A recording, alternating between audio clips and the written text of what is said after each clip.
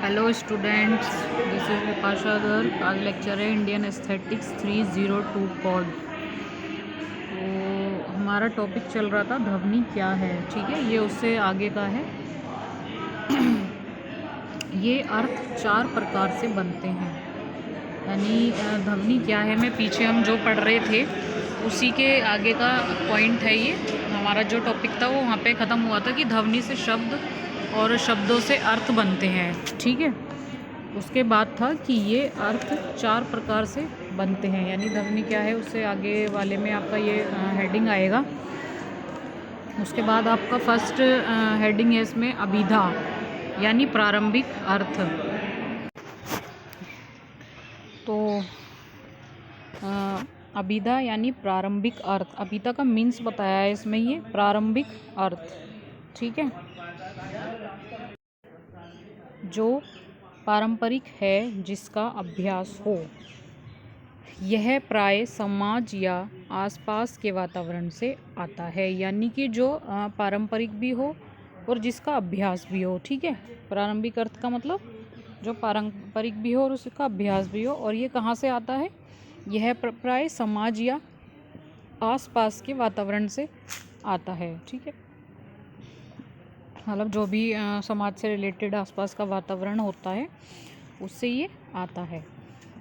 लक्षणा, लक्षणा दूसरे स्तर का अर्थ, मतलब इसमें ये मीनिंग है, ये नाम है आपका जैसे है ना, नाम के बाद ये इनका मीनिंग बताया है पहले। ठीक है, जैसे अभिधा का नाम हो गया प्रारंभिक अर्थ और लक्षणा का हो गया दूसरे स्तर का अर्थ। ठीक है, जो लक्षणों से लिया जाए ये प्रत्यक्ष से कुछ हटकर है, यानी जो भी लक्षण होते हैं ये उससे लिया गया होता है। ठीक है, ये प्रत्यक्ष से कुछ हटकर हैं, शाब्दिक अर्थ नहीं है। मतलब प्रत्यक्ष से ये हटकर होते हैं और इनका मतलब शाब्दिक अर्थ नहीं होता है। ठीक है, लक्षणा के कई रूप हैं। अब इन्होंने इसमें बताया है कि लक्षणा के कई रूप हैं। अब है आपका व्यंजना, थर्ड है आपका व्यंजना। वह अर्थ है जो खोज कर निकाला जाए, यानी प्रच्छन्न हो, यानी जो खोज के निकाला गया हुआ हो उसको व्यंजना कहते हैं। ठीक है, जो भी अर्थ कोई भी हम खोज के निकालते हैं उसको व्यंजना बोलते हैं। अभिप्राय या तात्पर्य, व्यक्ति कलाकार क्या कहना चाहता है वाक्य में यही सबसे प्रमुख है। ठीक है, मतलब जो व्यक्ति है, जो कलाकार है, वो क्या कहना चाहता है वास्तव में यही सबसे प्रमुख है। मतलब मेन जो है वो यही होता है। अभिप्राय और तात्पर्य का मतलब तो यही होगा किसी भी चीज़ का कि आप क्या कहना चाह रहे हैं। तो वो इसमें वाक्य में यदि जो सबसे जो प्रमुख होता है उसका मतलब ये होता है। सौंदर्य शास्त्र का बुनियादी प्रश्न यह है कि ध्वनि से रस कैसे उत्पन्न होता है। जो सौंदर्य शास्त्र है उसका बुनियादी प्रश्न क्या है कि यह ध्वनि से रस कैसे उत्पन्न होता है। काव्य भाषा की लौकिक सीमाओं से उसमें अर्थ का स्फोट करता है। मतलब जो काव्य भाषा है उसकी जो लौकिक सीमाएं हैं उसमें अर्थ का स्फोट करता है। काव्य शब्दार्थ के से ऊपर व्यंजना का सहारा लेता है, यानी काव्य शब्दार्थ है जो उससे ऊपर व्यंजना का सहारा लेता है। आनंदवर्धन ने इसी बुनियादी प्रश्न का उत्तर ध्वनि सिद्धांत में दिया है, यानी जो पीछे अभी क्वेश्चन पूछा गया था उसका जो प्रश्न का जो उत्तर दिया है वो ध्वनि सिद्धांत में दिया है। ठीक है, मतलब ध्वनि है उसका। अर्थ का चमत्कारिक विस्फोट, अर्थात शब्दों में अर्थ का चमत्कार। अर्थ का चमत्कारिक विस्फोट का क्या मतलब हो? अर्थात शब्दों में अर्थ का चमत्कार, मतलब किसी भी शब्द में अर्थ का जो चमत्कार होता है उसको अर्थ का चमत्कारिक विस्फोट कहते हैं। आनंदवर्धन के अनुसार ध्वनि वह है जो काव्यगत सौंदर्य को, रस को क्षण भर में चमकाकर स्पष्ट कर देता है। यानी जो आनंदवर्धन है, ये ध्वनि में ही आप आनंदवर्धन के बारे में पढ़ेंगे। ठीक है, वह है जो काव्यगत सौंदर्य को और रस को क्षण भर में चमकाकर स्पष्ट कर देता है। मतलब काव्य का सौंदर्य को भी, रस को भी क्षण भर में वो चमकाकर स्पष्ट कर देता है। ध्वनि का काम रस को उद्घाटित करना है। महान कवि कालिदास में यह ध्वनि का चमत्कार मिलता है। ध्वनि का जो काम है वो रस को उद्घाटित करना होता है। महान कवि कालिदास है, उन्होंने यह ध्वनि का चमत्कार मिलता है। मतलब भाषा अपनी रूखी की सीमाओं से ऊपर उठकर अर्थ और रस से भर उठती है। मतलब जो रूखी भाषाएं हैं वो सीमाओं से ऊपर उठकर अर्थ और रस से भर उठती हैं।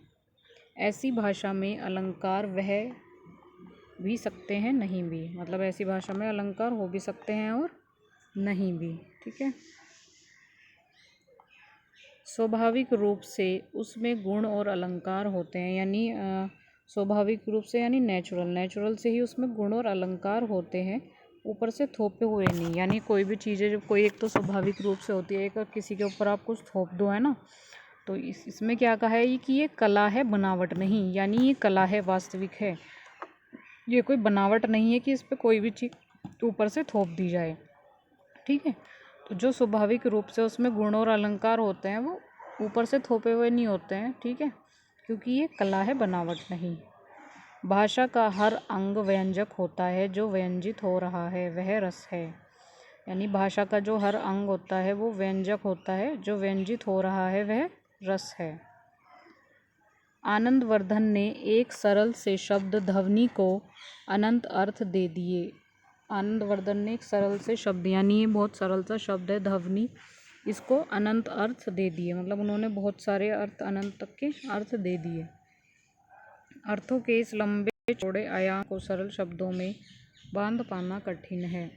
मतलब अर्थों का जो ये लंबा चौड़ा आयाम है, इसको सरल शब्दों में बांध पाना कठिन होता है। ठीक है। किंतु इसका सार कला और कला रस का आस्वादन है। यानी जो इसका सार है वो कला है, और जो कला रस का आस्वादन है वो क्या है, ध्वनि रस ही है। ठीक है। यानी कला रस को आस्वादन क्या हो गया, ध्वनि रस ही है। अब इसमें ये बताएं ध्वनि के प्रकार। आनंदवर्धन के अनुसार ध्वनि के कई प्रकार हैं। ठीक है। पहला क्या है, प्रधान व्यंग्य, यानी जब रस ध्वनि ही प्रधान रूप से प्रकट हो। आनंदवर्धन के अकॉर्डिंग है ध्वनि के प्रकार। ठीक है। पहला हो गया प्रधान व्यंग्य, यानी जब रस ध्वनि ही प्रधान रूप से प्रकट हो, यानी जो रस ध्वनि है वो प्रधान हो, सबसे ऊपर की हो, है ना। दूसरा है गुणीभूत व्यंग्ययी, जब गुण अर्थात भाषा के रूप अधिक प्रमुख हो, यानी जो गुण और भाषा है उसके रूप अधिक प्रमुख हो। चित्र, जब भाषा का प्रयोग वर्णनात्मक चित्र बनाने जैसा किया जाए। मतलब जो भाषा का प्रयोग है वो वर्णनात्मक चित्र बनाने जैसा किया जाए। सेकंड है, नेक्स्ट है वस्तु ध्वनि, यानी प्राय लोकगीतों कविताओं में पाई जाती है, रस प्राय छिपा रहता है। मतलब जो ये वस्तु ध्वनि है ये लोकगीतों में और कविताओं में पाई जाती है, और रस जो है वो इसमें छुपा होता है। ठीक है। उपमा, जब किसी बाहरी वस्तु की तुलना से रस उत्पन्न हो, यानी कोई भी बाहरी वस्तु होती है उससे तुलना से जो रस उत्पन्न होता है उसको उपमा बोलते हैं। नेक्स्ट है अलंकार ध्वनि, इसमें ये 6 हैं आपके। ठीक है। इसमें डॉट है ये वस्तु ध्वनि के आगे। पहला आपका प्रधान व्यंग्य हो गया, दूसरा गुणीभूत व्यंग्य हो गया, तीसरा चित्र हो गया, फोर्थ वस्तु ध्वनि है, फिफ्थ उपमा है, और सिक्स्थ आपका ये अलंकार ध्वनि है। ठीक है। इसमें आपका ये अलंकार ध्वनि क्या है, जब अलंकारों के बीच से रस खोजकर निकालना पड़े, यानी जो भी अलंकार है सारे आपके, उसके बीच से जब रस खोजकर निकालना पड़ता है तो उसको अलंकार ध्वनि कहते हैं। ठीक है।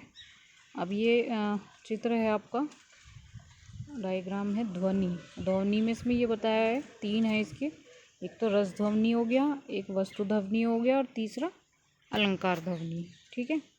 अब रस ध्वनि में हो गए रस प्रधान, गुणीभूत, चित्त और चित्र। रस ध्वनि में 3 हो गए, वस्तु ध्वनि में सिर्फ लोकगीत है, और अलंकार ध्वनि में उपमा, रसावधान, अलंकार, रूपक आदि। ठीक है। तो ये ध्वनि के 3 हो गए, 3 के फिर रस ध्वनि के 3 हो गए, फिर इसका 1 है और इसके 2 हैं। ये आप याद रखना, ठीक है। आज की वीडियो में